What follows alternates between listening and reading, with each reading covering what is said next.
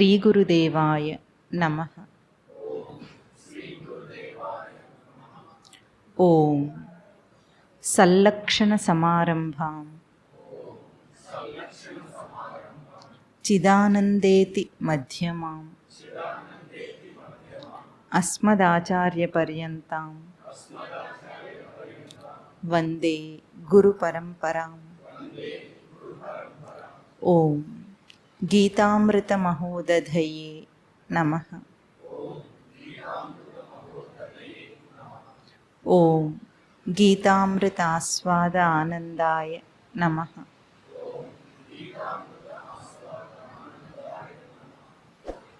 ఎక్కడున్నా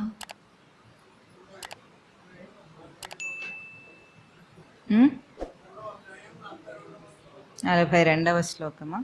సరే, 3వ అధ్యాయం 42వ శ్లోకం అట. అయినా సరే 41 నుండి చెప్తాం, భావం అక్కడి నుండి వస్తుంది కాబట్టి. తస్మాత్ త్వమింద్రియాణ్యాదౌ నియమ్య భరతర్షభ పాప్మానం ప్రజహిహ్యేనం జ్ఞాన విజ్ఞాన నాశనం ఇంద్రియాణి పరాణ్యాహు ఇంద్రియేభ్యః పరం మనః మనసస్తు పరా బుద్ధిః యో బుద్ధేః పరతస్తు సః ఏవం బుద్ధేః పరం బుద్ధ్వా సంస్తభ్య ఆత్మానమాత్మనా జేహి శత్రుం మహాబాహో కామరూపం దురాసదం. ఓం తత్ సత్. ఇతి శ్రీమహాభారతే భీష్మపర్వణి శ్రీమద్భగవద్గీతాసు ఉపనిషత్సు బ్రహ్మవిద్యాయాం యోగశాస్త్రే శ్రీకృష్ణార్జున సంవాదే కర్మయోగో నామ తృతీయోధ్యాయః. ఓం తత్ సత్. అయిపోయింది, కర్మయోగం అయిపోయిందట. శ్లోకాలు అయితే పూర్తయినాయి. మొదలైందా కర్మయోగం? అవుతుంది కదా, అవుతుంది. మంచి వాళ్ళు మీరు. అయితే కర్మయోగము ఆచరించాలంటే చెప్పినంత సులభం కాదు. ఎందుకంటే దాని మూల కారణం ఏమిటి? కర్మలో ఇష్టం లేకపోయినప్పటికీ మనిషి పాపం చేయటానికి మూల కారణం ఏమని చెప్పారు? కోరిక. ఎటువంటి కోరిక? కోరిక ఇంకొకటి, ఇద్దరు కవల పిల్లలు వాళ్ళు. కామం క్రోధం, కోరిక కోపం, రెండు. వాళ్ళు ఎక్కడి నుండి పుట్టారు? ఎవరికి పుట్టారు? రజోగుణ సముద్భవ కామ, రజోగుణ సముద్భవ క్రోధ. ఈ రెండు మనిషి ఇష్టం లేకపోయినా పాపం చేయటానికి మూల కారణాలని స్వామి చెప్పాడు. అయితే అవి ఏం చేయాలి? అట్లాగే ఉంచుకోవాలా? సర్లే, తెలిసింది, ఇప్పుడు అడ్రస్ తెలిసిందని ఏం చేయాలి? ఆదౌ నియమ్య, ముందేం చేయమన్నారు? ఇంద్రియాన్ని నియమ్య. దాని నుండి బయటపడాలంటే ఈ ప్రబలమైన శత్రువు, తనలో తనకే ఇంత గొప్ప శత్రువుగా ఉన్న ఈ కామరూపాన్ని జయించాలంటే ముందేం చేయాలి? వాటి హెడ్ క్వార్టర్స్ ఎక్కడట? ఇవన్నీ ప్రవర్తించడానికి బేస్ క్యాంప్ పెట్టుకుంది ఎక్కడ? కామము, ఇంద్రియాలు. ఇంద్రియాన్ని మనోబుద్ధి అస్య అధిష్టానం ఉచ్యతే. చక్కగా తిష్ట వేసుకొని కూర్చుంది. అధిష్టానం అంటే తిష్ట వేసుకుందని అర్థం అన్నమాట. ఇంకా అక్కడి నుండి పోవటమే లేదు. తిష్ట వేసుకొని ఎట్లా ఉందంటే, మనకు రోబో సినిమా చూసారా మీరు? రోబో సినిమాలో చక్కన రోబో డిజైన్ చేయబడింది. డిజైన్ చేసిన రోబోలో ఏమీ దోషం లేదు. అయితే అది డ్రైగా ఉంది, మెకానికల్గా ఉంది అన్నప్పుడు ఆయన ఏం చేస్తాడు? ఫీలింగ్స్ పెడతానంటాడు. దీనికి కూడా ఫీలింగ్స్ వచ్చేటట్టు చేస్తాడు. లేకపోతే మరీ మిషన్ లాగా ఉంది, దానికి కొంచెం ఫీలింగ్స్ పెడితే రియల్ లుక్ వస్తుంది అనుకొని దానికి ఫీలింగ్స్ ఇస్తే మనోబుద్ధులు అనమాట. ఫీలింగ్స్ అంటే అంతే కదా. బయటనేమో రోబో పనిచేస్తుంటుంది, దానికి ఇప్పుడు ఫీలింగ్స్ పెడతామని ప్రయత్నం చేస్తే మధ్యలో ఎవరో వచ్చి విలన్ వచ్చి దాంట్లో రెడ్ చిప్ పెడతాడు, అంతేనా? ఆ రెడ్ చిప్ పెట్టినట్టే మనకు కూడా ఈ జీవుడు ఎక్కడి నుండో రెడ్ చిప్ తెచ్చుకున్నాడు. అదేమిటి? రజోగుణం వల్ల వచ్చిన కామక్రోధాలు. కానీ డిజైన్ అయితే బాగానే ఉంది. తర్వాత రెడ్ చిప్ తీసేస్తే మళ్ళీ డిజైన్గా బాగుంటుంది. అంతే. మనం కూడా చేయాల్సింది ఏమిటి? కర్మయోగం ఆచరించాలంటే రెడ్ చిప్ని తీసేయాలి. దానికి ముందు ఏం చేయాలి? ఎక్కడ అవి ప్రవర్తిస్తున్నాయి అక్కడ పట్టుకోవాలి, రెడ్ హ్యాండెడ్గా పట్టుకోవాలన్నమాట. లేకపోతే దొరకదు. ఎందుకంటే కామక్రోధాదులు మనస్సు బుద్ధిలో ఉన్నప్పుడు అవి సూక్ష్మ రూపంలో ఉంటాయి. అంటే కంటికి కనిపించవు, అంత తొందరగా పట్టుబడవు. కానీ అవి ఇంద్రియాల్లో ప్రవర్తించేటప్పుడు రెడ్ హ్యాండెడ్గా పట్టుకోవచ్చు వాటిని. మనం అంతేనా? ఎవరైనా తప్పు చేస్తే ఏం చేయాలి? ఎప్పుడు పట్టుకోవాలి?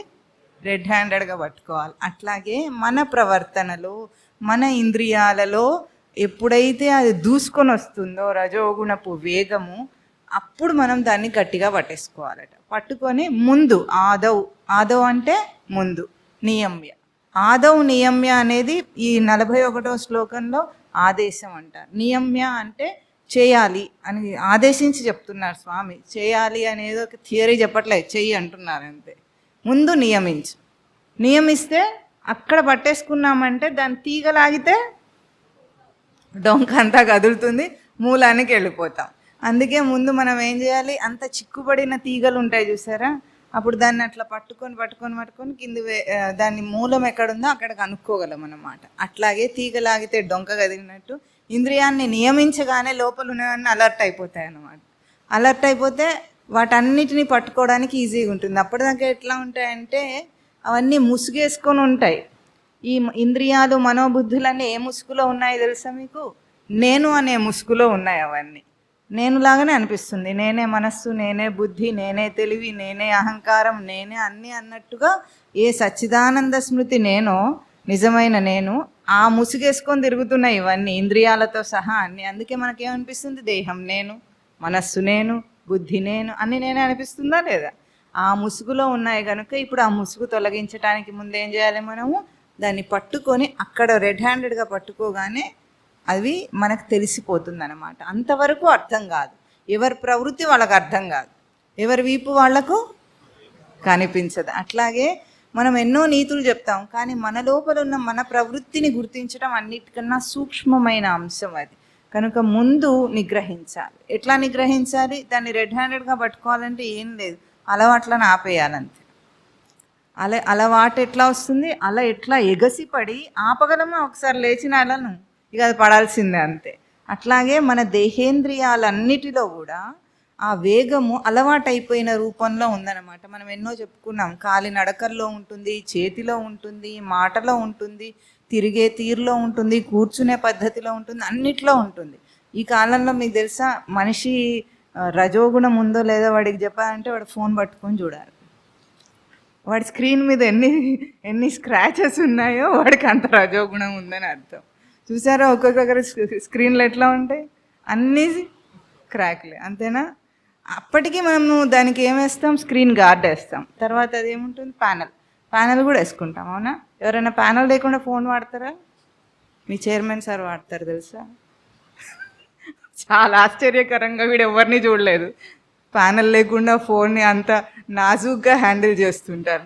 అది చాలా నీట్గా కూడా ఉంటుంది. అట్లా ఎందుకు ఉంటుంది? దాన్ని భద్రంగా ఉంచుతారు, రజోగుణం రానివ్వరు కనుక. అట్లా మనం ఇన్ని చేసినప్పటికీ రజోగుణం స్క్రీన్ మీద కనిపించినట్లుగా ఎంతో అనుకుంటాం మనం, సాధన చేయాలని, చేస్తున్నామని అన్ని అనుకున్నా, విన్నాము, తెలిసింది అన్న అయిన తర్వాత కూడా ఆ వేగం దూసుకొస్తుందన్నమాట. అందుకే విశ్వామిత్రుడి తపస్సు అనే ఒక కథ ఉంటుంది. ఆయన కథలో చాలా స్పష్టంగా కనిపిస్తుంది జ్ఞానులకు కూడా ఎంత కష్టం అవుతుంది, తపస్సు చేసే వాళ్ళకు కూడా నిలుపుకోవటం ఎంత కష్టం అని. అట్లా ఎంత స్థాయికి ఎదిగిన తర్వాత, విన్న తర్వాత, చెప్పిన తర్వాత కూడా అది చాలా అవసరం మనిషికి, ఇంద్రియాలను నిగ్రహించటం. ఆదౌ నియమ్య. ఎట్లాగో పాప్మానం ప్రజహిహీనం. పాప్మానం ఇది పాపభూయిష్టమైందంటే తనను పతనం చేసేది. పాపం అంటే ఏదో నల్లగా అంటుకుంటుంది అనుకోవద్దు. పాపం అంటే తన ప్రవర్తనను పతనం చేసేది, దిగజారుస్తుందని అర్థం. దిగజార్చేది ఏది ఉందో ఆ పాపమును, ఆ పాపభూయిష్టమైన దీన్ని, ఏది కోరికను జహి అంటే జయించు, ప్రజహి అంటే బాగా జయించు. అని చెప్తున్నారు. అది ఎటువంటిది? జ్ఞాన విజ్ఞాన నాశనం. జ్ఞాన విజ్ఞానములో సైతం నాశనం చేస్తుందట. దీనికి ఒక చిన్న కథ చెప్పుకుందాం. ఒకసారి నారదుడు ఉంటాడు. నారదుడు జ్ఞాని కదా, బ్రహ్మమానస పుత్రుడు, పుట్టుకతోనే జ్ఞాని కనుక ఎప్పుడు నారాయణ నామస్మరణ తప్ప ఇంకొకటి ఎరగడు. అప్పుడు ఒకసారి ఏమంటాడట నా కృష్ణుడితో, కృష్ణ ఎందుకు అందరూ ఈ మాయలో పడిపోతారు, అసలు సంసార మాయలో ఎందుకు బయటికి రాలేకపోతున్నారు, అసలు నాకు చాలా విచిత్రంగా ఉంటుంది, ఎట్లా పడతారు, తెలిసి తెలిసి మాయలో ఎట్లా పడతారంటే, సరే నేను చెప్తానులే కానీ ఇద్దరం అట్లా వెళ్ళొద్దాం పదా అని తీసుకెళ్తాడట కృష్ణుడు. వెళుతూ వెళుతూ కొంచెం దూరం వెళ్ళిన తర్వాత, నారద నాకు చాలా దాహంగా ఉంది, కాస్త ఎక్కడైనా నీళ్ళుంటే తెచ్చిపెట్టంటే, నేను అడిగిన ప్రశ్నకు సమాధానం చెప్పలేదంటే నువ్వు వెళ్ళొచ్చిన తర్వాత చెప్తానులే అంటాడట స్వామి. సరే అని వెళతాడు ఇతను. స్వామి ఒక చెట్టు కింద కూర్చుంటే నారదుడు అట్లా పక్కనే ఒక ఊరు పొలిమేర కనిపిస్తే ఆ ఊరు దగ్గరికి వెళ్తాడు. పొలిమేర బయట ఏముంటుంది, బావులు ఉంటాయి కదా పూర్వం, ఆ బావి దగ్గర కొంతమంది స్త్రీలందరూ కూడా నీళ్లు తోడుతూ ఉంటే అప్పుడు నీళ్ళు అడుగుదామని బావి దగ్గరికి వెళ్తాడు. అది ముందు తనకు కూడా దాహం వేస్తూ ఉంటే నీళ్లు తాగుదామనుకొని తాగేస్తాడు. అప్పుడు ఆ నీరు చేది ఇచ్చిన నీళ్ళు ఇస్తున్న స్త్రీని చూసి మోహిస్తాడట. ఎవరు? నారదుడు. మోహించి ఇంకంత ఫ్లాష్ బ్యాక్ అంతా మర్చిపోతాడు. అసలు ఒరిజినాలిటీ ఏమిటో అన్నీ మర్చిపోయి ఆ అమ్మాయి వెనక వెళ్ళిపోతాడట ఊర్లోకి. నీళ్లు తాగేసి చక్కగా ఆ అమ్మాయి వెనకాల వెళ్ళిపోయి ఆ అమ్మాయి పుట్టు పూర్వోత్తరాలు కనుక్కొని వాళ్ళ పెద్దలను సంప్రదించి పెళ్లి చేసేసుకుంటాడు. ఆ అమ్మాయి ఎవరు? ఆ ఊరు సర్పంచ్, గ్రామాధిపతి ఉంటారు కదా, ఆ గ్రామాధిపతి కూతురు. గ్రామాధిపతి అంటే కొంచెం హంగులు ఉంటాయి కదా వాళ్ళకు, గ్రాండ్గా పెళ్లి చేస్తారు. ఇంకేం చేస్తారు, పెళ్లి చేసిన తర్వాత ఒక్కతే కూతురు, నువ్వు ఇల్లరికం ఉండిపోవాలంటాడు. సరే అని నారదుడు, ఎవరివ్వరు ఇదంతా నారదుడు అని మర్చిపోయాడు, అన్ని మర్చిపోయాడు, నారాయణుడిని మర్చిపోయాడు, నారదుడిని కూడా మర్చిపోయాడట. మర్చిపోయి సరే అని ఇల్లరికం ఉండిపోతాడు. అట్లాగే అన్నీ నేర్చుకుంటుంటాడు నెమ్మదిగా. ఆ ఊరిని నడిపించడం, అన్ని కార్యకలాపాలు నేర్చుకోవాలి కదా, అవన్నీ నేర్చేసుకుంటాడట. పిల్లలు పుడతారట. పిల్లలు పుట్టి అన్న అయిన తర్వాత వాళ్ళ మామగారు ఒకసారి కాలం చేస్తారు. కాలం చేసిన తర్వాత ఈయననే అంత పెద్ద అయిపోతాడు కదా, చూసుకోవాలి. ఈయనకేమో పెద్దగా ఎంతైనా వాసన ప్రకారంగా సన్యాసి కదా, ఏం తెలుస్తాయి చెప్పండి, సన్యాసికి రాజ్యభారం ఇస్తే దివాలా తీస్తుంది. అట్లాగే కొన్ని రోజుల్లోనే మొత్తం డబ్బంతా పోయి ఆస్తులన్నీ పోతాయట. తర్వాత బాగా పేదరికం వచ్చేస్తుంది, ఆకలికి అలమటిస్తుంటారు. ఇంకేం చేస్తాడు, ఈ కుటుంబ భారం మోయలేక భార్యాపుత్రుల మీద వ్యామోహం విడవలేక ఏదో ఒక సంపాదన చేద్దామని ప్రయత్నాలు చేసుకుంటూ అట్లా ఈదుకొస్తుంటాడు. వీటిని ఏమంటారు, ఈతి బాధలు అంటారు. ఏమంటారు, ఈతి బాధలు కూడా పడుతున్నాడట నారదుడు. పడుతూ ఇంకా చాలా సుఖంగా ఉన్నట్టుగానే అనిపిస్తుంది. ఈతి బాధలు కూడా బాగానే ఉంటాయి, అందరికీ ఉంటాయి. సంసారం కష్టంగా ఉన్నా ఎంజాయ్ చేస్తూ ఉంటారు కదా, అట్లాగే చేస్తూ ఉన్నాడట. ఒకసారి పెద్ద తుఫాన్ వచ్చింది ఆ ఊర్లో. తుఫాన్ వచ్చేసేటప్పటికి నది పొంగి పొర్లిపోతుందట. ఆ నది వీళ్ళ గుడిసెను కూడా కొట్టేస్తుంది. అప్పుడు ఏమైంది, ఈ సామాన్ అంతా అంటే ఇంట్లో ఉన్న వస్తువులన్నీ కొట్టుకుపోతున్నాయి. భార్య పిల్లలు అందరు కొట్టుకుపోతున్నారు. గబుక్కున అందరినీ పట్టుకొని ఒక నావ వెతుక్కొని ఆ నావలో ఎక్కి నదిలో ఎక్కాడట. ఎక్కిన తర్వాత మళ్ళీ నదిలో నావ బోర్లా పడింది. బోర్లా పడేటప్పటికి అందరు భార్య పిల్లలు అందరూ చెల్లా చెదరైపోయి, అయ్యో పిల్లలు నా భార్య అని ఏడుస్తున్నాడట. అప్పుడే కృష్ణుడు పిలిచాడట, నారద ఏమిటి అరుస్తున్నావు, నారద ఏమిటి అరుస్తున్నావు అంటే కళ్ళు తెరిచి చూసేటప్పటికి కృష్ణుడు ఉన్నాడు ఎదురుగా. దీన్ని ఏమంటారంటే నారద గర్వభంగం అంటారు.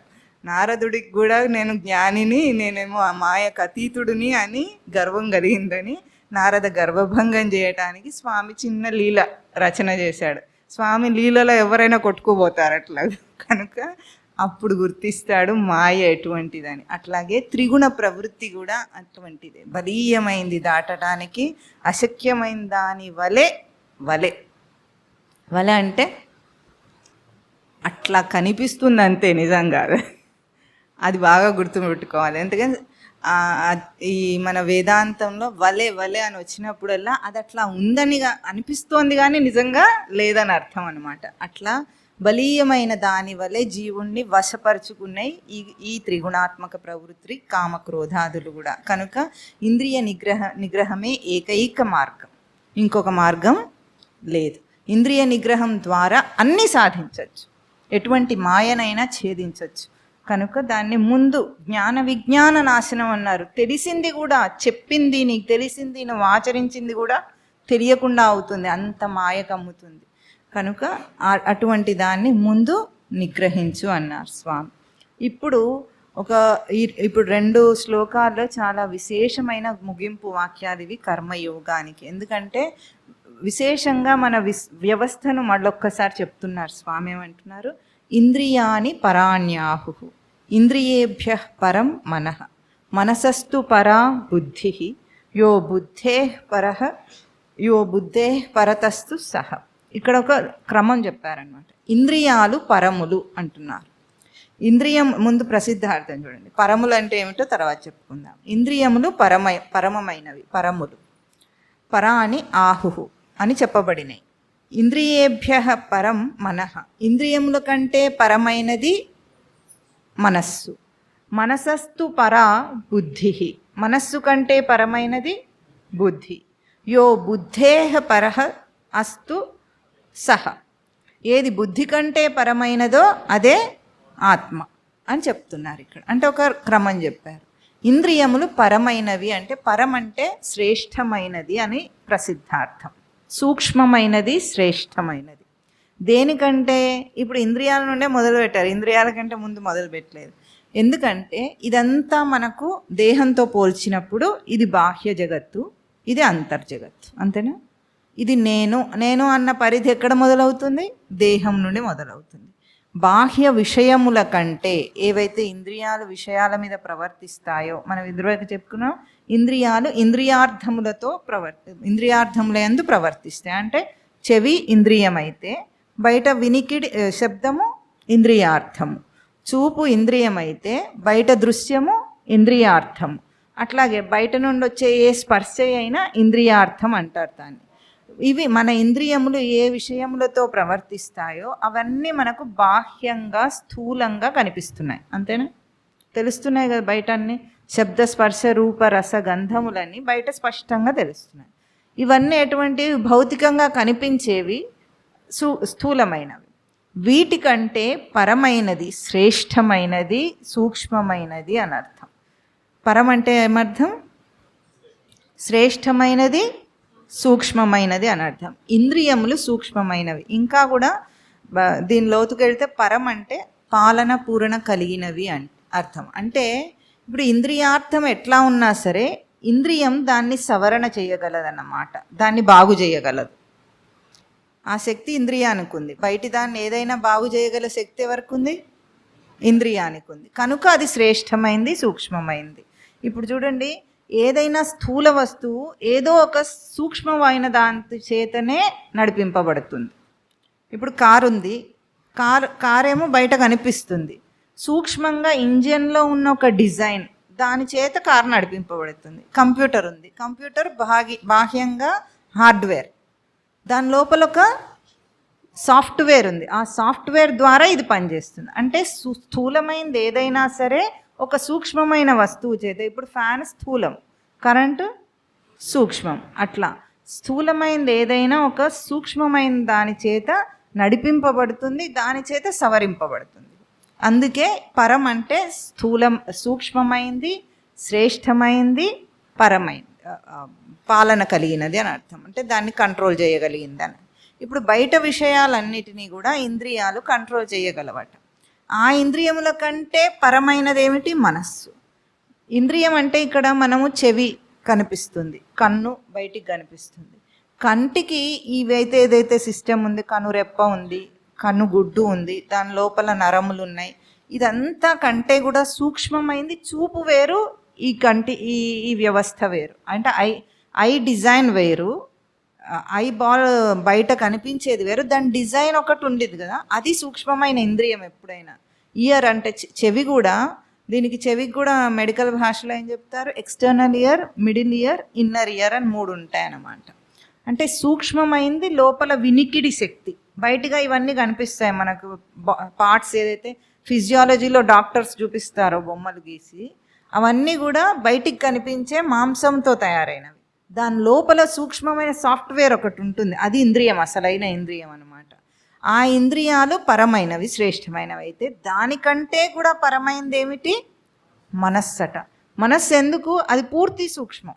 ఇంకా దానికి భౌతికమైన వ్యవస్థనే లేదు. మొత్తం అభౌతికమైంది, సూక్ష్మమైన వ్యవస్థ. అదేం చేయగలదు?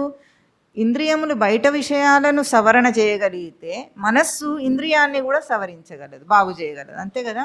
మనం ఎట్లా ప్రవర్తించాలో ఎవరు అనుకోవాలి? ఇప్పుడు మనస్సు అనుకోవాలి. మనస్సు ఎట్లా అనుకుంటే మనం అట్లా మాట్లాడతాం. మనస్సు ఎట్లా అంటే ఆ ఛానల్ ద్వారా మనస్సు ఎట్లా దాన్ని ప్రసారం చేస్తుందో దాన్ని బట్టే మనం ప్రవర్తిస్తున్నాం. కనుక ఈ ఇంద్రియాల కంటే మనస్సే సూక్ష్మమైనది, శ్రేష్టమైనది. ఆ మనసస్తు పరా బుద్ధి. మనస్సు కంటే పరమైంది బుద్ధి. ఎందుకు బుద్ధి శ్రేష్టమైంది అంటే బుద్ధి సచ్చిదానంద స్మృతిని నిలుపుకునే స్థానం. ఆ నిలుపుకున్న బుద్ధి నిశ్చలంగా ఉంటేనే మనస్సుకు తేజస్సునివ్వగలదు. ఆ మనస్సును కూడా సవరణ చేసి, బాగు చేసి, కంట్రోల్ చేయగలిగింది బుద్ధి. కనుక ఆ బుద్ధి మనస్సు కంటే పరమైంది. అంటే మన వ్యవస్థనంతా ఒకటే శ్లోకంలో చెప్పేశారు ఇక్కడ. ఆ బుద్ధి కంటే బుద్ధేహ పరహ. ఏమిటది? బుద్ధి కంటే పరమైనది ఏమిటది? ఆత్మ. అంటే ఏ సచ్చిదానంద స్మృతి అని మనం చెప్పుకుంటున్నామో ఆత్మ అన్న అదే నేను, సచ్చిదానంద స్మృతి. ఇది బుద్ధి కంటే పరమైనది. ఎందుకు? బుద్ధి అయినా ఎప్పుడైనా బుద్ధి లేకుండా ప్రవర్తించవచ్చునేమో కానీ సచ్చిదానంద స్మృతి అన్నిటికీ తేజస్సునిచ్చే వెలుగు. దానికి ఈ రెడ్ చిప్ ఎఫెక్ట్ ఉండదు. ఆత్మకు ఈ ఎఫెక్ట్ ఉండదు. ఈ ఎఫెక్ట్ ఎంతవరకు ఉంటుంది? అంతరింద్రియం దాకానే ఉంటుంది. అంటే మనస్సు, బుద్ధి, చిత్తం, అహంకారం దాకానే దీని ప్రభావం ఉంటుంది. కానీ అంతకు మించి సచ్చిదానంద స్మృతికి ఈ ప్రభావం ఉండదు. కనుకనే మనం ఎట్లా నిగ్రహించాలి అని అడుగుతాం. కనుకనే మన వ్యవస్థ మనకు ఒకసారి పరిచయం చేస్తున్నారు. ఎందుకంటే నేను అనుకున్నాను, చేయలేకపోయాను. నేను అనుకున్నాను, మనస్సు మాట వినటం లేదు. నేను అనుకున్నాను, కానీ ఆ సమయానికి బుద్ధి నిలపలేకపోయింది. ఇట్లాంటి మాటలు మనం అన్నీ చెప్తూనే ఉంటాం. చిత్తం ఏం చేసింది? ఇదివరకు భోగించిన విషయముల వాసనలు పెట్టుకుంది కదా. ఈరోజు మనం మారదాం అనుకున్నాం, బాగానే ఉంది. కానీ చిత్తంలో ఏమున్నాయి? వాసనలు ఉన్నాయి. విషయాలు పోతాయి, వాసనలు ఉంటాయన్నమాట. మనం ప్రవర్తించేటప్పుడు ఒక విషయం అయితే దాటిపోతుంది, రేపు అది ఉండదు. కానీ ఆ వాసన చిత్తంలో ఉంటుంది. కనుక ఇప్పుడు ఆ చిత్తం ఎట్లా ఉంది? విషయ వాసనలతో నిండి ఉంది. కనుకనే కష్టంగా అనిపిస్తుంది. విషయ వాసనలు లేని వాడికి అవలీల అనుకుంటే వెంటనే చేసేస్తారు. ఎంత దృఢంగా వాసనలు ఉంటే అంత కష్టంగా ఉంటుంది. మార్చటం అంత కష్టం. ఆ వాసనలు తీయటానికే ఇప్పుడు చెప్తున్నారు. ఇప్పుడు ఏమంటారంటే యో బుద్ధే పరతస్తు సహ ఆత్మ అని చెప్పిన తర్వాత ఏవం బుద్ధే పరం బుద్ధ్వా సంస్తభ్య ఆత్మానమాత్మన జహి శత్రుం మహాబాహో కామరూపం దురాసతం. ఏమంటున్నారు? బుద్ధి కంటే పరమైన ఏ ఆత్మస్వరూపం ఉందో దాన్ని బుద్ధ్వా అంటున్నారు. బుద్ధ్వా అంటే తెలుసుకొని, ఆత్మను తెలుసుకొని అంటే ఎట్లా తెలుసుకుంటారు? ఒక్కటే ప్రతి ఒక చిన్న ఇంద్రియ స్పర్శ మనకు వచ్చినప్పుడు, ఈ 42వ శ్లోకంలో ఏవైతే అన్ని సీక్వెన్స్ చెప్పారో, ఒక చిన్న స్పర్శ మనకు వచ్చినప్పుడు వెంటనే మనం ఏం చేయాలి? దాన్ని ముందు మీకు ఒక ప్రాక్టికల్గా ఇక్కడ అట్లా లేకపోయినా వీడు చెప్తాడు. ప్రాక్టికల్గా ఒక సొల్యూషన్ ఏమిటంటే, ఏదైనా ఒక కోరిక కలిగింది, ఒక సమస్య వచ్చింది అనుకోండి. ముందు ఏం చేయాలంటే, మనం మామూలుగా ఏం చేస్తాం? కనిపించి నచ్చగానే కావాలనుకుంటాం. అక్కడ ఒక్క చిన్న పాజ్ ఇవ్వగలిగితే, చిన్న పాజ్, అది ఎట్లా ఉండాలి? చిన్న స్మైల్. బాలబ్రహ్మ క్లాస్లో పిల్లలకు నేర్పించాం. ఏది వచ్చినా సరే silence and smile. Most powerful weapons ఏమిటి? Silence and smile. కోపం వచ్చినప్పుడు సైలెన్స్, సమస్య వచ్చినప్పుడు స్మైల్. ఆ స్మైల్కి అర్థం ఏమిటి? మనం నవ్విన నవ్వుకి అర్థం ఏమిటో తెలుసుకోవాలి. ఊరికే నవ్వేయటం కాదు, ఆ హాఫ్ స్మైల్ అంతే. మందస్మితం అంటారు. కృష్ణుడు ఎట్లా ఉంటాడు? మందస్మిత వదరారవిందాయ నమః అంటామంటే ఎప్పుడు కూడా చిరునవ్వుతో ఉంటాడు. ఆ చిరునవ్వు దేన్ని చూసినా సరే. ఎందుకంటే దాంట్లో అర్థం ఏమిటంటే, ఇటువంటి ఆకర్షణలు, ఇటువంటి సమస్యలు ఇదివరకు నాకు చాలా వచ్చినవన్నీ ఏమైనాయి? పోయినాయి. అంతేనా? వచ్చిన సమస్యలు పోయినాయి, కలిగిన ఆకర్షణలు పోయినాయి. ఇది నవ్వుకు అర్థం. ఇంకా ఉంది దాని ఆ నవ్వులో బోల్డంత అర్థం ఉంది. మనం దాన్ని చూసిన నవ్విన నవ్వులో ఎంత అర్థం ఉంది. చాలా వచ్చినాయి పోయినాయి. ఎట్లా పోయినాయి? నేనే దాటేశాను వాటిని. ఎవరు దాటారు సమస్యలన్నిటినీ? ఇంకెవరన్నా వచ్చి దాటుతారా? మన సమస్యని మనమే దాటాలి. ఎవరు అన్నం వాళ్ళే తినాలి, ఎవరు చావు అది స్వామివారు చెప్పే సూత్రం అన్నమాట. అంతే, ఇంకా అంతకంటే వేరే దారి లేదు దానికి. ఇంకొకరిది చేయలేదు. అట్లాగే ప్రతి సమస్యను నేనే దాటాను. అంటే ఇప్పుడు ఇంతకాలం నేను సమస్యలను దాటిన వాడినయ్యానా, లేకపోతే సమస్యల్లో మునిగిన వాడినయ్యానా? అప్పుడు ఏమనిపిస్తుంది మనకు? మునిగి తేలుతూ కొట్టుకుంటున్నట్టు అనిపిస్తుంటుంది, ఒడిదొడుకులతో కష్టపడుతున్నట్టు. కానీ నిజానికి చూస్తే ఇప్పుడు అవన్నీ పోయినాయి, మనమే ఉన్నాం కాబట్టి గెలిచింది ఎవరు? మనమే. పోయినాయి కదా, సమస్య ఉంది ఇంకా. అక్కడ వచ్చినవన్నీ పోయినాయి.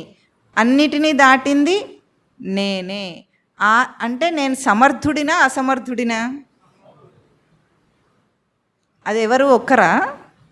ఎవరెవరి సమస్యలు పోయినాయండి? ఎవరెవరి విషయాలు వచ్చినాయన్నీ పోయినాయి? అందరివి.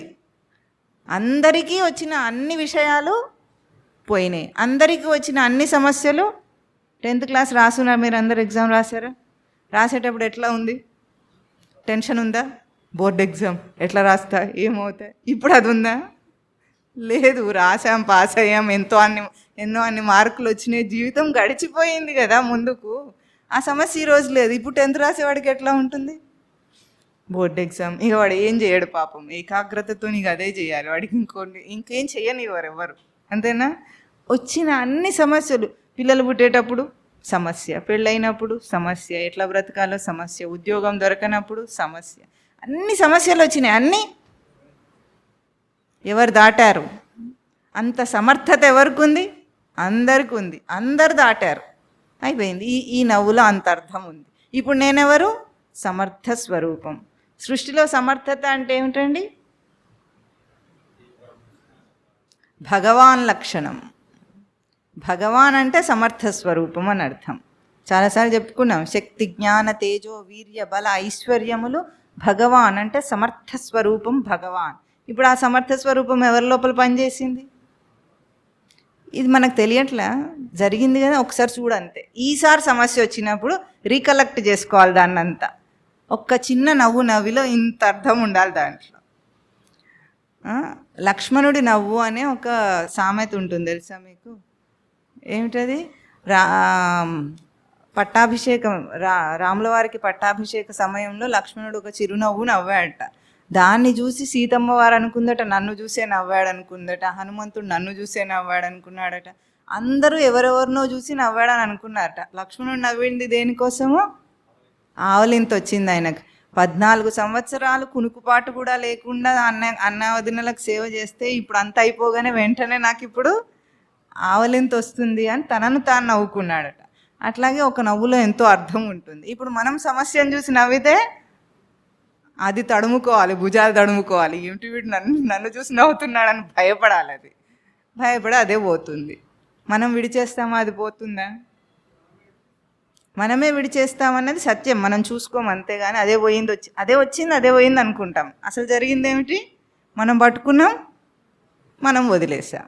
ఈ కొంచెం ఎరుక వస్తే ఏ ఆకర్షణ మనిషిని ఏమీ లోపరుచుకోలేదు. ఈ చిన్నది చేయగలిగితే, ఇది గుర్తుపెట్టుకోగలిగితే, రేపు ఏ కోరికలు వచ్చినా, అసలు మన కోరికల కంటే ఎక్కువ పొంతనలు ఉంటాయి వాడితో వీడితో కంపారిజన్, అంతేనా? చెప్పండి, నిజంగా మీకు కోరికలు ఉంటాయా పక్కవాడితో పోల్చుకోకపోతే? ఉండవు. ఆ ఫోన్లో ఎట్లున్నా ఏమైంది ఇప్పుడు అనుకుంటామా లేదా? అందరూ అనుకుంటారు అట్లా. కానీ ఎవరైనా ఉంటే పక్కన సమస్యలన్నీ అక్కడే పుడతాయి. లేకపోతే ఎవరిది వాళ్ళు హాయిగా ఉంటారు మనుషులు. అదే అసలు ఒరిజినాలిటీ, అంతేనా? అందుకే ఆ పోలిక లేకుండా సమస్యలు రాగానే, ఆకర్షణలు రాగానే, ఏ ఇంద్రియానికి ఎటువంటి ఆకర్షణ వచ్చినా ఒక్కటి వెంటనే తెలుసుకోవాలి. ఏమిటి? నేను కోరినవి, నేను కోరి పొందినవన్నీ ఇప్పుడు ఎక్కడున్నాయి? నేను తీర్చుకున్న కోరికలన్నీ ఎక్కడున్నాయి? వస్తువులు అయితే అక్కడిక్కడ ఇంట్లో పడి ఉంటాయి, అంతేనా? మనుషులందరూ చుట్టే ఉంటారు మనం కోరుకున్న వాళ్ళు. ఎట్లా ఉన్నారు ఇప్పుడు? వీళ్ళు పక్కకెడితే బాగుండు, నేను ఒక్కడనే ఉంటే కాసేపు అన్నట్టున్నారా లేదా? అన్నట్లాగే ఉన్నాయి. నేను కోరిన కోరికల స్థితిగతులు ఏమిటి ఇదివరకు, ఇప్పుడు కూడా ఈ ఆకర్షణ ఇంతే కదా. జస్ట్ క్షణికం అంటారు, దాన్ని ఏమంటారు, క్షణికమైన ఆకర్షణకు లోను కావద్దు, చాలు అంత అయిపోయింది, జయించేస్తాడు తర్వాత. ఎందుకు అప్పుడు ఏం చేస్తాడు, ఇప్పుడు ఈ ఇంద్రియ విషయము కంటే వీడి ఇంద్రియము బలమైంది, బలం పొందింది. ఎందుకు, చిన్నగా కొంచెం ఆపినందుకే గోల్డంత బలం వచ్చింది దానికి.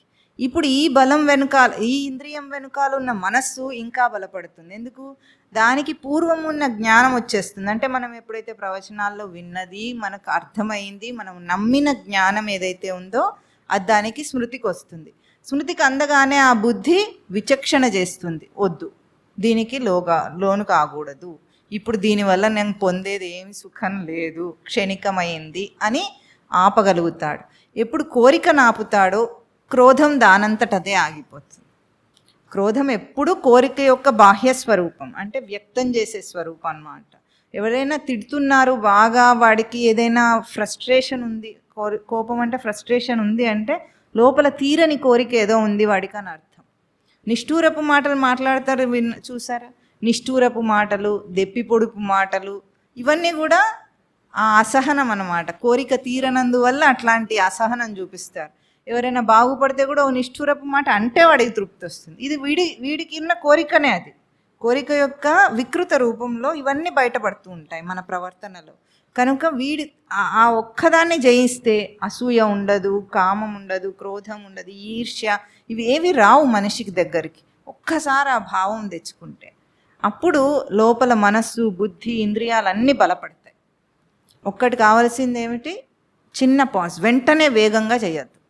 ఒకవేళ నచ్చితే మీ వశంలో ఉన్నదైతే తర్వాత తీర్చుకున్నా పర్వాలేదు, ఈ కంట్రోల్ వచ్చిన తర్వాత తీర్చుకోవచ్చు. ఇప్పుడు వశంతో తీర్చుకోడు, అవసరానికి చేస్తాడు.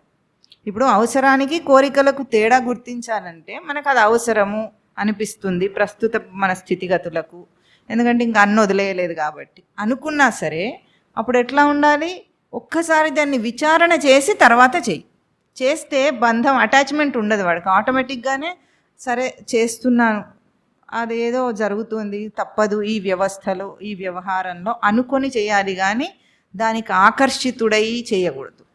ఆకర్షణ ఎట్లా ఉంటుంది, సేల్ చూసారా ఎప్పుడైనా, సేల్ పెడితే ఎట్లా కొనుక్కుంటారు మనుషులు, అసలు బుద్ధి అనేది పనిచేయదు. అప్పుడు ఏం అవసరం లేకున్నా సరే సేల్లో ఫ్రీగా వస్తున్నట్టు చెప్తే కొనేసుకోవటమే. అట్లా మనిషి ఎగబడతాడు చూసారా, అది రాకుండా ఉంటుంది. అట్లాగే ఏ ఆకర్షణ అయినా, ఏ క్రోధమైనా మనిషి నియంత్రించగలిగిందే. ఆ సమర్థత మనకు ఉంది కాబట్టే, ఇప్పటిదాకా జరిగింది కాబట్టే దాన్ని మళ్ళీ చెప్తున్నారు. ఏదైనా ఒకటి గుర్తుంచుకోండి, భగవద్గీతలో కానీ ఇక్కడ బోధలో కానీ ఏదైనా చెప్తున్నారు చెయ్యమని అంటే ఆ సమర్థత మనకు ఉందని అర్థం. లేనిది చెప్పి కావాలని మనను తక్కువ చేసి నీచంగా చూపించటానికి చెప్పదు శాస్త్రం. శాస్త్రం ఏం చెప్తుంది, రీకలెక్ట్ అనమాట, నీలో ఉన్న శక్తిని నీకు చెప్తుంది. ఇప్పుడు హనుమంతుడికి జాంబవంతుడు ఏం చేశాడు అప్పుడు ఎగరలేకపోయినప్పుడు, తన శక్తినే తనకు గుర్తు చేశాడు అంతే, ఏం తెచ్చి కొనివ్వలేదు కదా, నేర్పించలేదు, అప్పుడు ట్రైనింగ్ ఇవ్వలేదు, ఏం చేయలేదు. నీకు ఆ శక్తి పూర్వమే ఉన్నదని గుర్తు చేశాడు. కేవలం నమ్మినంత మాత్రం చేతనే ఆ శక్తి తనకు వచ్చేస్తుంది. నిజంగా గురువు మాట నమ్మినంత మాత్రం చేతనే తాను ముక్తుడవుతాడు. మళ్ళీ దాంట్లో సందేహం ఉండదు, ముక్తుడు అవుతాడంటే అవుతాడు అంతే. ఆ నమ్మకం ఎట్లా అన్నాం అనుకోండి అయిపోయి చూసుమన్నాడు అంతే. ఎట్లా అన్న ప్రశ్న వచ్చిందో అయిపోయింది. ముందు నమ్మిన తర్వాత ఏమైనా చేయమంటే అది చేయాలి, అంతేగాని నమ్మకంలోనే కుంటుపడిందంటే మాత్రం వాడు ముక్తుడు కాడు. ఎందుకంటే వాడు ముక్తుడే, కానీ వాడి భావన మాత్రం చేత బంధం ఉంది వాడికి. కనుక గురువు చేసే అతి గొప్ప శ్రేయస్సు ఏమిటి అంటే ఇదివరకే తన ముక్త స్వరూపాన్ని పరిచయం చేస్తారు, ఇదివరకే తనకున్న సమర్థతను పరిచయం చేస్తారు. శాస్త్రము, గురువు, జగద్గురువైన పరమాత్మ ఇప్పుడు మనకు చేస్తున్న బోధ ఏమిటి, ఇదివరకే మనకున్న శక్తిని చూపిస్తున్నారు. కనుక ఇప్పుడు ఏమంటున్నారు, బుద్ధేహ పరం బుద్ధ్వా అంటే తెలుసుకొని, ఎరుకతో ఆ ఆత్మను తెలుసుకొని, బుద్ధి కంటే పరమైన ఏ ఆత్మస్వరూపం ఉందో దాన్ని తెలుసుకొని, సంస్తభ్య ఆత్మానం ఆత్మనా సంస్తభ్య, ఆత్మను ఆత్మచేతనే నిలుపుకోవాలట. సంస్థభ్య అంటే నిలుపుకో, నిశ్చలంగా స్థిరంగా నిలుపుకో. దేన్ని దేంతో నిలుపుకోవాలి? ఆత్మను ఆత్మచేత. అదేమిటి? రెండు ఆత్మలు ఉన్నాయా అంటే, ఏ దేహేంద్రియ మనోబుద్ధుల వ్యవస్థను ఇంతకాలం ఆత్మస్వరూపంగా అనుకున్నామో, ఈ ఆత్మస్వరూపమైన దేహేంద్రియ మనోబుద్ధులను నిజమైన దానికి బుద్ధేహ పరం ఏవం బుద్ధ్వా అంటే ఆ ఆత్మ సచ్చిదానంద స్మృతి అందు నిలుపు, నిశ్చలంగా నిలుపు. నిలిపితే అప్పుడు నిలిపితే కాదు, నిలిపి జహి శత్రుం మహాబాహో కామరూపం దురాసదం. హే మహాబాహో అంటున్నాడు. మహాబాహో అంటే గొప్ప బాహువులు గలవాడని అర్థం. అంటే ఇంత 6 ప్యాక్ బాడీ 12 ప్యాక్ బాడీ ఉందని అర్థం కాదు అక్కడ. బాహు అంటే బాహు ప్రయత్నే ధాతు, గొప్ప ప్రయత్నం చేయగలిగిన సాధకుడు అర్జునుడు గనుక హే హే అర్జున మహాబాహు సాధకుడా అంటున్నారు. ఎవరైతే ప్రయత్నం చేయగలరో వాళ్ళని ఏమంటున్నారు? ఆత్మనా సంస్తభ్య నియమించి అప్పుడు ఏం చేయాలి? కామరూపం దురాసదం శత్రుం జహి. దురాసదం అంటే దాటలేని కామమును, కామరూపమైన ఆ దాటలేని శత్రువును జయించు. జహి. ఇది జహి అన్నది ఈ మొత్తం కర్మయోగానికే మకుటమైన మాట. స్వామి ఆదేశం జయించు. జహి శత్రుం మహాబాహో కామరూపం దురాసదం. నువ్వు జయించగలవు కాబట్టే నీకు జయించమని చెప్తున్నారు. ఎప్పుడైతే ఒక్క చిన్న ప్రవర్తనలో మాట అనాలనిపించినప్పుడు, తిట్టాలనిపించినప్పుడు, ఏదో చెయ్యకూడనిది చేయాలని తనకు ఆ ప్రలోభం అంటామా? ప్రలోభం అంటే తెలుస్తుందా మీకు? ఆశ చూపించి మనల్ని ప్రలోభపరుచుకుంటారంట. వశం చేసుకునేది ఏదైతే ఉంటుందో అది ఎదురుపడినప్పుడు ఒక్కసారి ఆపండి చాలు. ఒక్కసారి ఆపినంత మాత్రం చేతనే ఎట్లా మొత్తం వ్యవస్థ అంతా ఇంతసేపు ఎట్లా ఉందంటే జారిపడేటట్టుంది. ఇప్పుడు ఎట్లా ఉంటుంది? నిలదొక్కుంటాడు. ఇప్పుడు మనము కొండ మీద ఉన్నామనుకోండి, జారిపడితే ఏమవుతాం?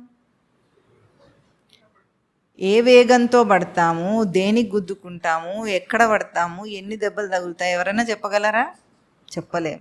అట్లాగే ఉంటుంది ఇది కూడా. ఒక్కసారి ఒక్క ప్రవర్తనలో ఆకర్షణకు లోబడితే, కామక్రోధాదులకు లోబడితే తర్వాత ఏమవుతుందో తెలియదు. జారితే కాలు ఎక్కడికైనా వెళ్ళిపోవచ్చు, ఏమైనా జరగచ్చు. ఇది చాలా సూక్ష్మమైన విషయం అన్నమాట. ఆ సూక్ష్మమైన విషయానికి ఏం చెప్తున్నారంటే, దేహేంద్రియ మనోబుద్ధులలో కూడా మనకు ఒక ఇంటెలిజెన్స్ ఉంటుంది. దాన్ని ఏమంటారంటే మజిల్ మెమొరీ అంటారు.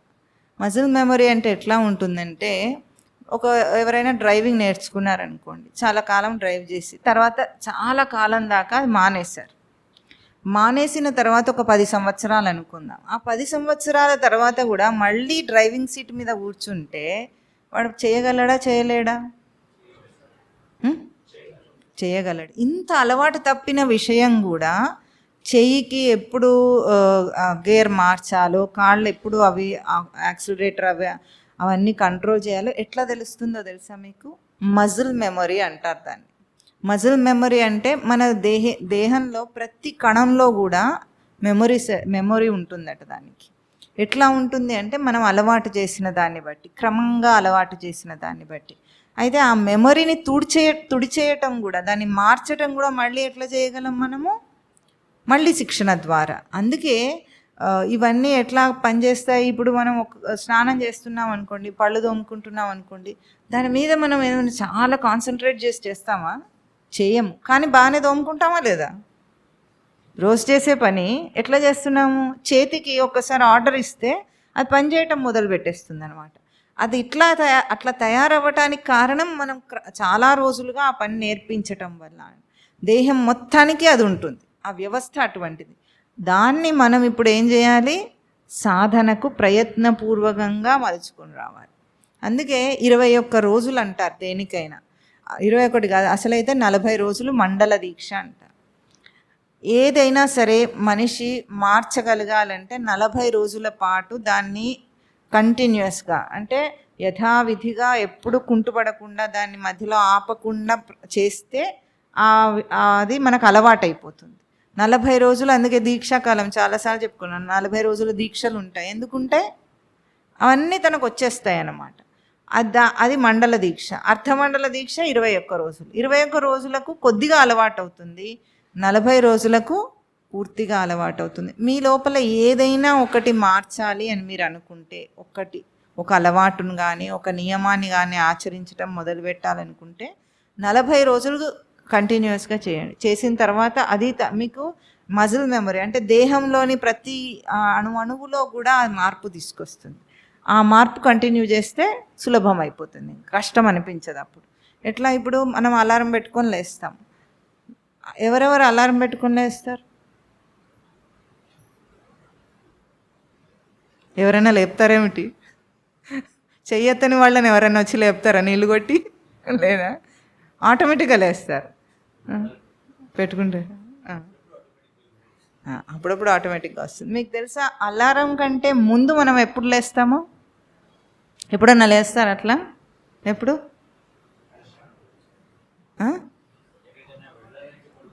ఎక్కడికన్నా వాష్రూమ్కి వెళ్ళడానికి కాకుండా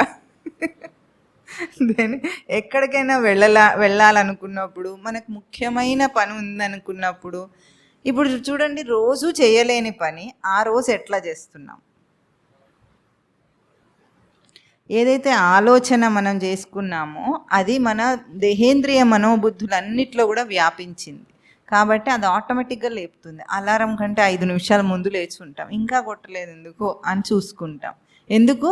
మనము చాలా గట్టిగా సంకల్పం చేశాం కాబట్టి. ఆ సంకల్ప బలమే మనం లేపుతుంది. రోజు ఏముంటాం మనము?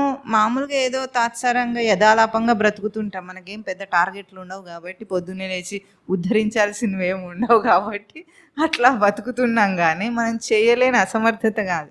తమో గుణంలో ఏమవుతుంది? రోజు అట్లా ఉండి కష్టం అనిపిస్తూ ఉంటుంది తమో గుణం ఎక్కువ ఉన్న వాళ్ళకి. అదే రజోగుణం ఉన్నవాడికి ఏదో సాధించాలి కదా రేపు లేచి, కాబట్టి వాడు లేచి కూర్చుంటాడు. ఇప్పుడు శుద్ధ సత్వంగా మనం చేయాలి. శుద్ధ సాత్వికంగా ఏమిటి? నేను మారాలి. ఎందుకు మారాలి? కామక్రోధాదులను జయించాలంటే ఇంద్రియాలను నియమించాలి. కనుక ముందు తమో గుణము గొప్ప ఇంద్రియాలన్నిటినీ కూడా పడుకోబెట్టేది ఏమిటి? తమో గుణం అంటే పడుకోబెట్టేది అన్నమాట, దాన్ని డల్గా తయారు చేసేది. అదేమిటి? నిద్ర, ప్రమాద, ఆలస్యం అంటారు. నిద్ర అంటేనేమో భౌతికమైన నిద్ర, ప్రమాదం అంటేనేమో తెలివిలేనితనం అన్నమాట, ఆలస్యం అంటే బద్ధకం. నిద్ర, ప్రమాద, ఆలస్యములు తమోగుణ లక్షణాలు. ఈ తమోగుణ లక్షణాలు ఉన్న దాన్ని ముందు తీసేయాలి. తీస్తే ప్రతి ఇంద్రియంలో ఉంటుంది ఆ తమోగుణం. ఎట్లా ఉంటుంది? లేచి కూర్చుంటే, పని చేస్తుంటే నిద్ర రావటం, దాంట్లో కాన్సన్ట్రేట్ చేయలేకపోవటం. అంటే ప్రమాదం అంటే అనాలోచితం ఎక్కడ తెలుస్తుందంటే వాళ్ళు కాన్సన్ట్రేట్ చేయలేరు. కొంతమంది పిల్లల్ని చూసారా మీరు? వాళ్ళు ఎంత చెప్పినా సరే క్షణకాలం, ఇప్పుడు ఈ కాలం అంట మీకు తెలుసా కాన్సన్ట్రేషన్ లెవెల్ ఎంత పిల్లలది? 20 సెకండ్స్లో ఉంది వాళ్ళ జీవితం. 20 సెకండ్స్ కంటే ఎక్కువ దేని మీద కాన్సన్ట్రేట్ చేయలేనంత చపలత్వం మనుషులకు వచ్చిందట. అందుకే రీల్స్ వచ్చినాయి కదా. రీల్స్ చూసి అట్లా తయారయ్యారు. ఆ రీల్ కంప్లీట్ అయ్యే లోపల కూడా వాడికి ఓపిక ఉండదు, టిక్కిమని దాన్ని తీసేయాలి. ఇప్పుడు అందరూ మొత్తుకుంటుంది ఏమిటంటే ప్రవచనాలు కూడా రీల్స్లో రావాలట. ఆ రీల్స్ని, షార్ట్స్ని చూసి వీడికి ముక్తి రావాలి. మరి రీల్స్లో ఇన్స్టెంట్గా ముక్తిని ఇవ్వాలి. రీల్స్లో ఎట్లా వస్తుందండి? అట్లా అంత మనిషి ఎంతో స్టెబిలిటీ ఉన్నవాడు, ఎంతో స్థిరత్వం ఉన్న బుద్ధికి ఇంత చపలత్వం వచ్చింది. దాన్ని తీసేయాలి. ఎంతసేపు నువ్వు నిలపగలవు బుద్ధిని ఒక విషయం మీద? ఒక పాట వింటున్నాం, పాట వినే లోపల ఎక్కడికో వెళ్తాడు. ఒక మంత్రం జపం చేస్తున్నాం, చేసే లోపల ఎక్కడికో వెళ్ళిపోతాడు. ఒక్క పేజీ పుస్తకం చదివే లోపల మొత్తం విశ్వమంతా చుట్టొస్తాడు వాడు. మనస్సు ఎక్కడికక్కడికో తిరిగి వస్తుంది. ఇట్లా జరగకుండా ఎంత చేయగలుగుతున్నాం? ఎందుకంటే ఇది చాలా ముఖ్యమైనది. తమో గుణాన్ని తీసేయగలిగితే సాధనలో ముందుకు సాగుతాడు. తమో గుణం ఉన్నంతసేపు సాగడు. ఏం చేస్తాం? మరి తమో గుణాన్ని ఎట్లా తీసేయాలి? సాధనలో ఏం సాధనలని మీరు అడిగారు కాబట్టి ఇప్పుడు ప్రస్తావన చేసాం. ఎందుకంటే ఏవైనా సరే త్రిగుణాలను జయించాలంటే ఆహారము వ్యవహారం రెండు మార్చాలి. ఆహార వ్యవహారాలు ఏం చేస్తున్నాయంటే మనం తినే ఆహారము మన గుణాలకు సపోర్ట్ ఇస్తూ ఉంటుంది. మనం ఎక్కువగా రజోగుణం ఉండే వస్తువులు తింటే రజోగుణ ప్రేరణ కలుగుతూ ఉంటుంది, అంటే అది వృద్ధి పొందుతూ ఉంటుంది. తమోగుణం కలిగించే ఆహారాన్ని తింటే తమోగుణం వృద్ధి అవుతుంది. సత్వగుణం కలిగించే ఆహారం తింటే సత్వగుణం వృద్ధి అవుతుంది. ఇప్పుడు మనము దాన్ని తెలుసుకోవాలి. మనకు ఏ గుణం తీవ్రంగా ఉందో ఆ ఆహారం మనం తింటున్నామని మనకు అర్థం కావాలి. ఎక్కువ వేడి వస్తువులు, కట్వ ఆమ్ల లవణ అత్యుష్ణ అంటారు. కట్వం అంటే ఘాటైనవి, ఆమ్లం అంటే పుల్లనివి, లవణం అంటే ఉప్పు ఘాటు మసాలాలతో నిండినవి, ఉష్ణం అంటే వేడి అతి వేడివి. ఇలాంటివన్నీ కూడా ముందు రజోగుణం కల్పిస్తాయి. తర్వాత పదార్థం ఏదైనా సరే అతి వేడి, అతి పులుపు, అతి కారం, అతి మసాలాలు అన్నీ కూడా వేడిగా మిరపకాయ బజ్జీ తింటే ఏమవుతుంది, మిరపకాయలాగా పెళ్తాడు, అంతేనా? ఎందుకంటే కొంతమందికి అలవాటు ఉంటుంది, కాఫీ కూడా అట్లా పొయ్యి మీద నుండి దింపగానే గడుక్కును మింగేస్తారు. అది ఎట్లా పోతుందో లోపల కాలకుండా వీడికి తెలియదు, కానీ అది ఊదుకొని అన్నది అవుతారు కొంతమంది అట్లా కప్పిస్తే ఇట్లా ఖాళీ చేసి ఇస్తుంటారు. అంత అతివేడిని తీసుకుంటారన్నమాట. ఆ అతివేడి ఊరుకుంటుందా ఏమిటి, దేహం మీద ప్రభావం చూపిస్తుంది, మనస్సు మీద కూడా ప్రభావం చూపిస్తుంది. ఇంకా రజోగుణం కలిగించే ఆహార పదార్థాలు చాలా ఉంటాయి. అవన్నీ కూడా ఎటువంటివి, రెచ్చగొట్టేటివి అన్నమాట. అట్లా తమోగుణ ఆహారాలు ఏముంటే చిచ్చగొట్టేటివి అంటారు. ఎంగిలివి, చలిది అంటే చద్దన్నం అన్నమాట, అది తమోగుణం కలిగిస్తుంది. ఎంగిలి తినకూడదు ఎప్పుడు కూడా. బఫేలో చూసారా ఎట్లుంటుందో, ప్రతి ఒక్కడు ఎంగిలి మనకే తగులుతుంది. పడేసేటప్పుడు టక్కని కొడతాడు అందరికి.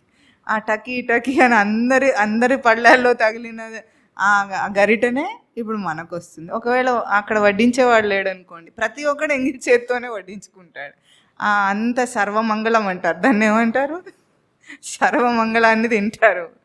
ఫంక్షన్కి వెళ్ళామంటే ఆ రోజు తిండి ఏమిటి, తమో రజో గుణాలను అన్నిటినీ వడ్డించుకొని బాగా ఆస్వాదించి తినొచ్చామని అర్థం.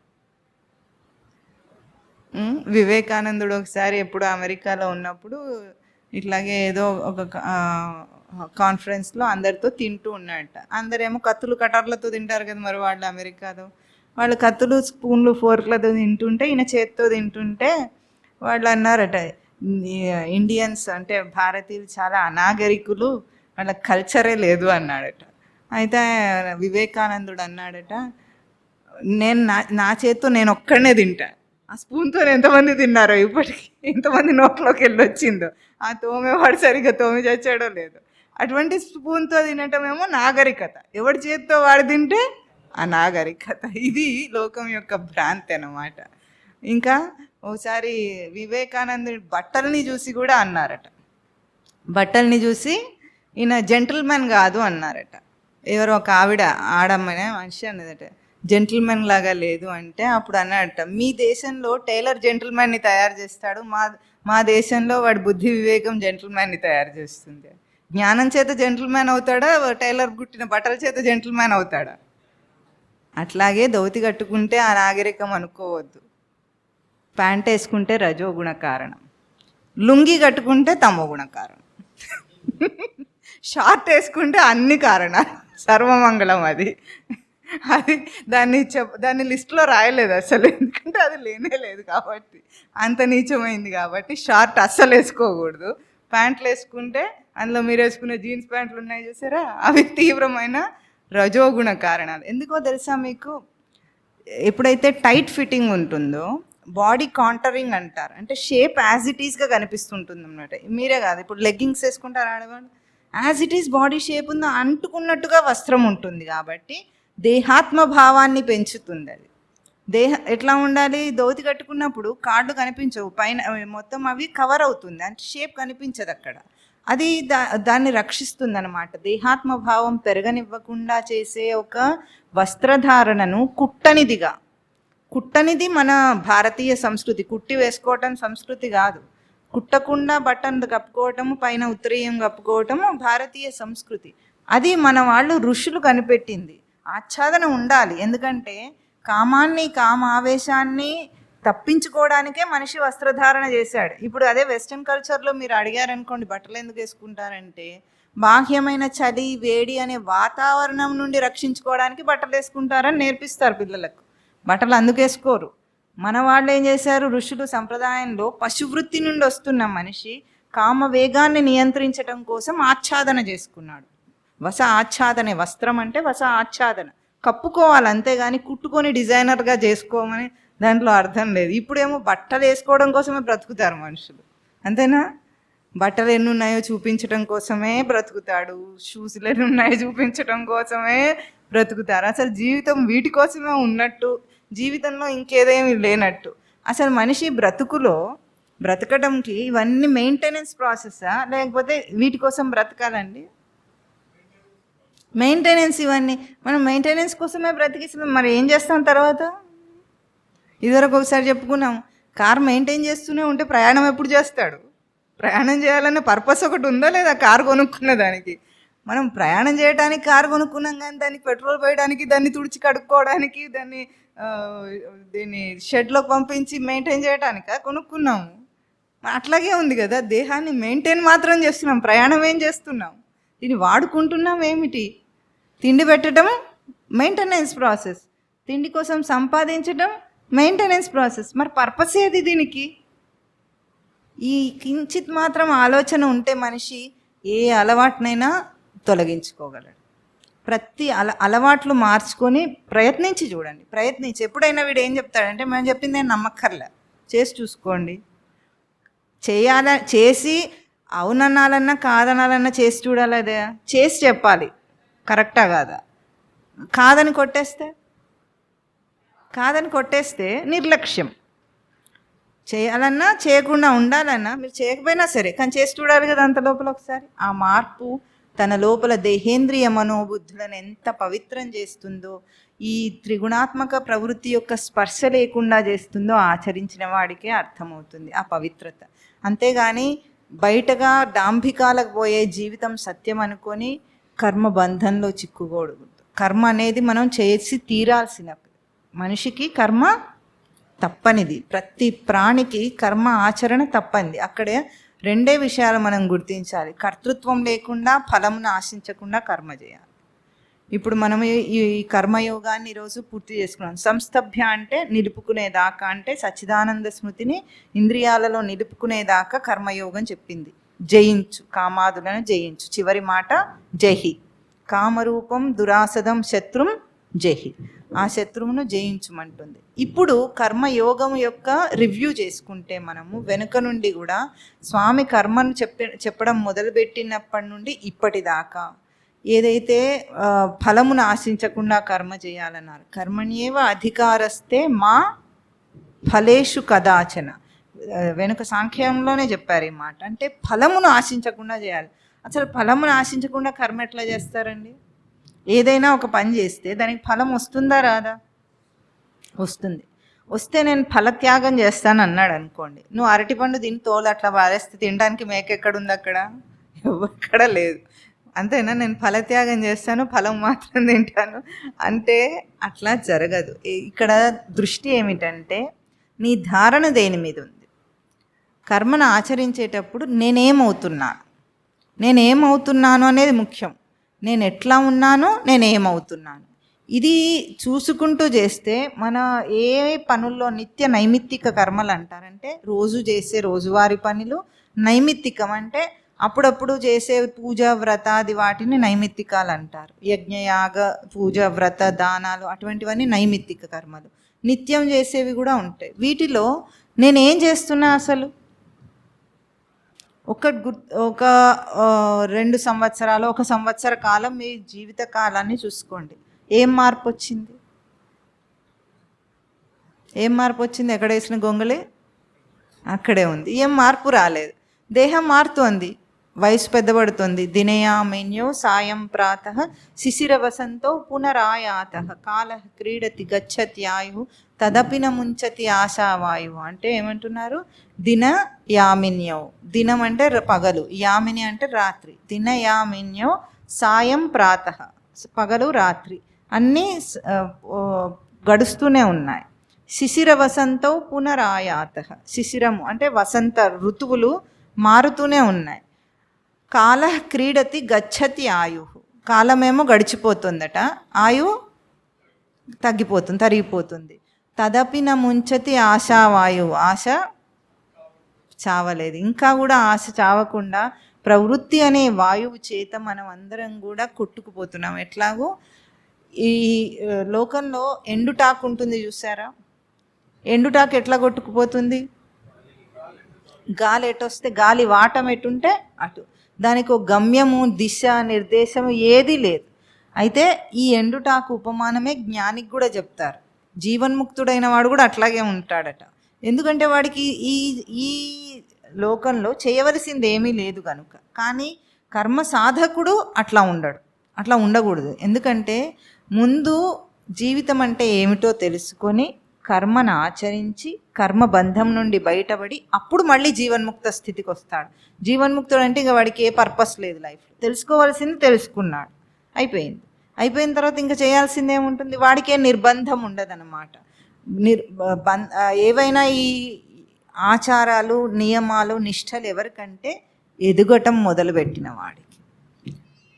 మీకు ఒక ఉపమానము ఎట్లా ఉంటుందంటే, ఒక చెట్టు ఉందనుకోండి, ఒక మొక్క నాటాం. మనం నాటిన మొక్కను ముందు ఏం చేస్తాం? మనం కొంచెం ఇంతున్నప్పుడు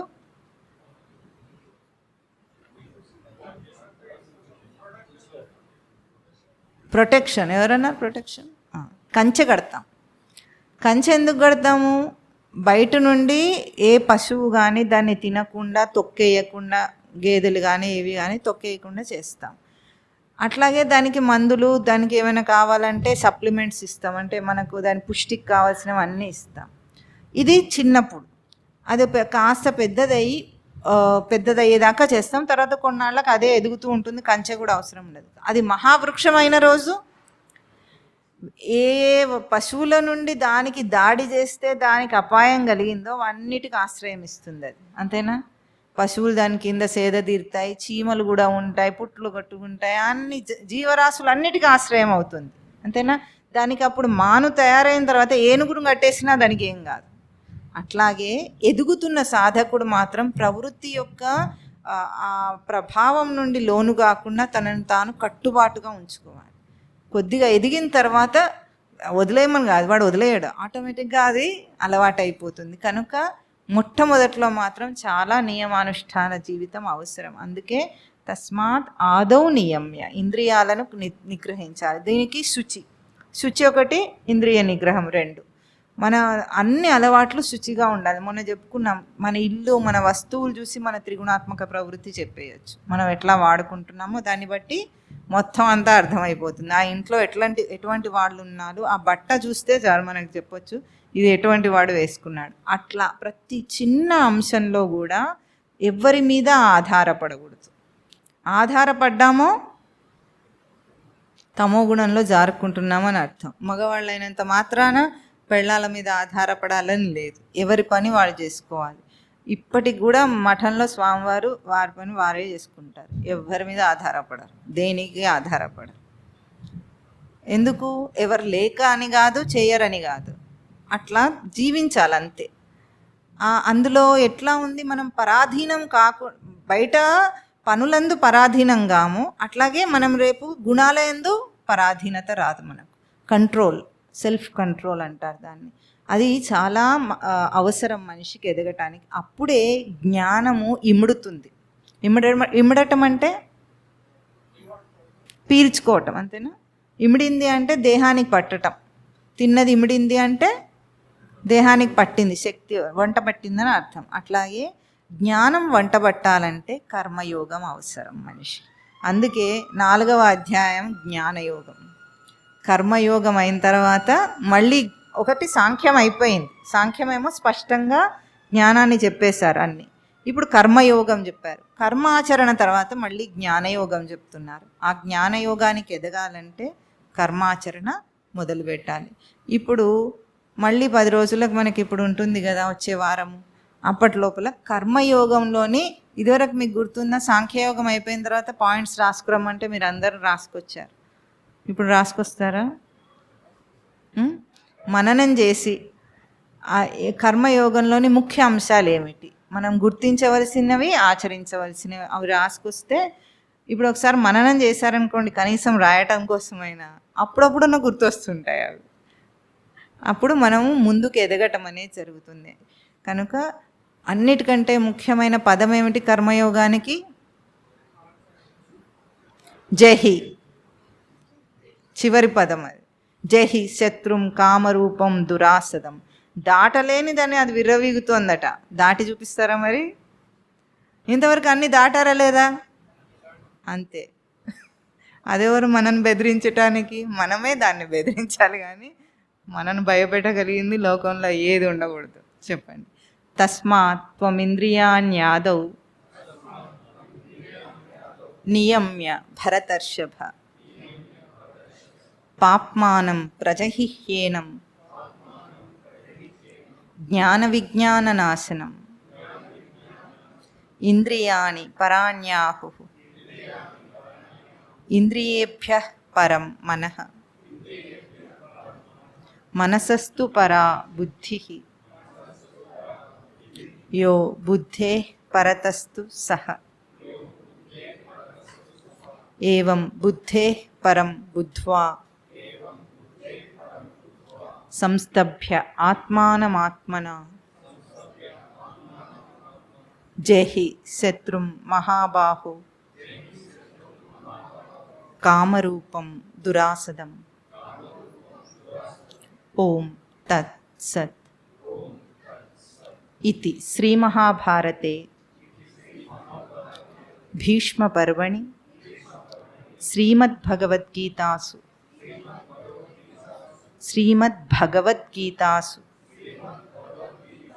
ఉపనిషత్సు బ్రహ్మవిద్యాయాం యోగశాస్త్రే శ్రీకృష్ణార్జున సంవాదే కర్మయోగో నామ తృతీయోధ్యాయః. ఓం తత్ సత్.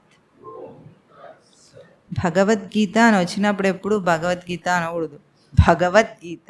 భగం ఉన్నది భగవాన్ లక్షణం, భగవంతుడు చెప్పినది భగవద్గీత. అప్పుడే సమర్థత వస్తుంది. భగవద్గీత అంటే సమర్థత తుస్సు అంటుంది, ఎప్పుడు అట్లా పలకకూడదు. ఓం తత్ సత్.